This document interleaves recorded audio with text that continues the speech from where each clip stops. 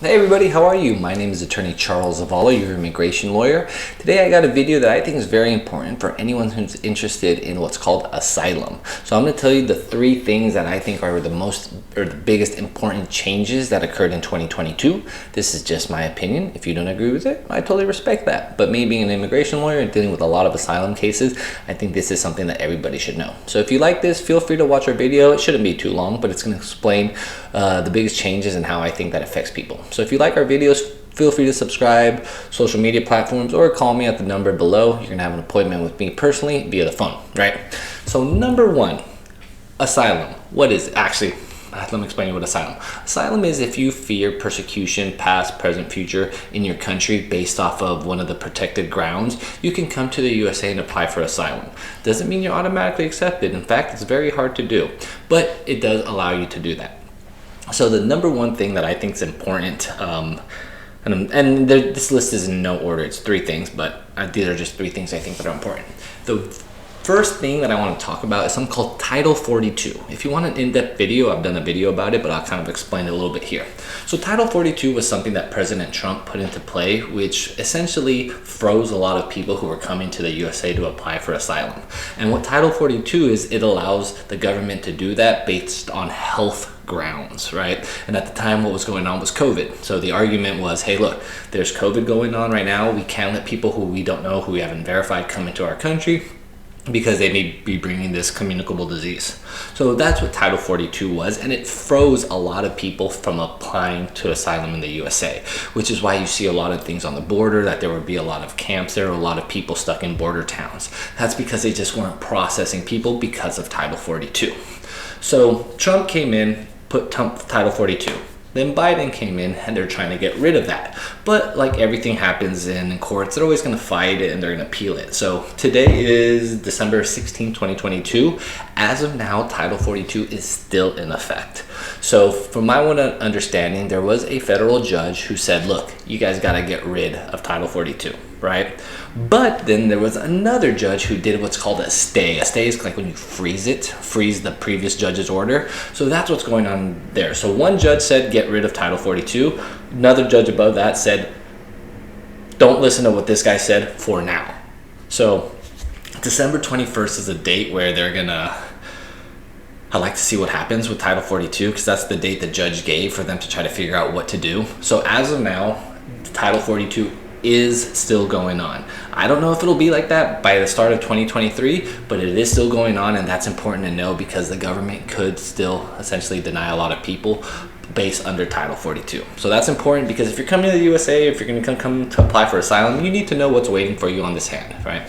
The second thing, which I think is very important, is the work permit.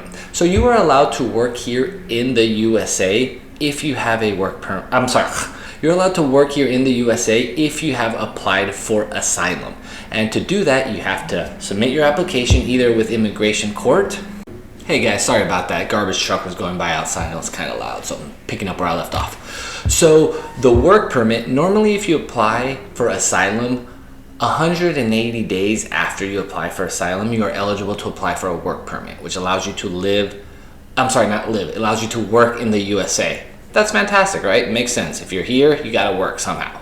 But when Trump administration was in, they changed that rule from 180 days to 1 year. So you couldn't apply for a work permit until you applied for asylum and waited 1 entire year. But the problem was, a lot of people said, well, what are we supposed to do for that entire year? You know, we're not allowed to work, we're just twiddling our thumbs, how are we supposed to feed our family? So Biden administration came in, some changes, and they changed it back. So it's back to 180 days, which I think is very important because this affects people's livelihoods, being able to feed their family. So the moment you apply for asylum, 180 days after that, you're eligible to apply for a work permit. So that's faster than under the Trump administration, which was 1 year. And I think that's really big because it gives people a chance to work, right? So that's the number two thing I think was very important. And lastly is the number three, and I did another video about this. It's called credible fear interview. So what happens is this.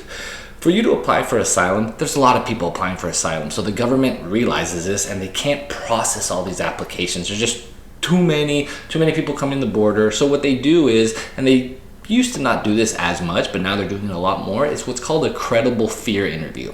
Essentially, it's an interview to see if you are even eligible to apply for asylum. Because to apply for asylum, you have to demonstrate certain things. But with a credible fear interview, they're essentially giving you an interview, not an asylum interview, it's called a credible fear interview, to see if you have the prerequisites to even get you to the step of asylum, right? And this is important for the following reason. If you don't pass your credible fear interview, you're not going to let you apply for asylum and you're out. So that's very important, because you should expect that they're going to give you a credible fear interview, and you need to know what you need to say. You need to have your documents ready, because a lot of it depends on that. If you pass your credible fear interview, they essentially move your case along and they say, okay, you can keep on going down the immigration process, which you can apply for asylum. If you do not pass it, you're essentially frozen there, and they're going to remove you, right? So that's very important to know. So in my opinion, given that we work on a lot of asylum cases here in our immigration firm, those are 3 things that I think are very important. How Title 42 affects people applying for asylum. A work permit now is only 180 days versus 365, which is great. And lastly, that they are doing credible fear interviews and what's going to happen at those credible fear interviews. So I hope this video is interesting. If you like it, feel free to follow us. If you're interested, call, or if you're interested about asylum or anything like that, feel free to call me on the number on the screen. Every appointment's going to be with me personally via the phone, so it doesn't matter where you are. We're here to help you any way we can. My name is Charles Zavala. I'm more than happy to help. Thank you. Have a great day.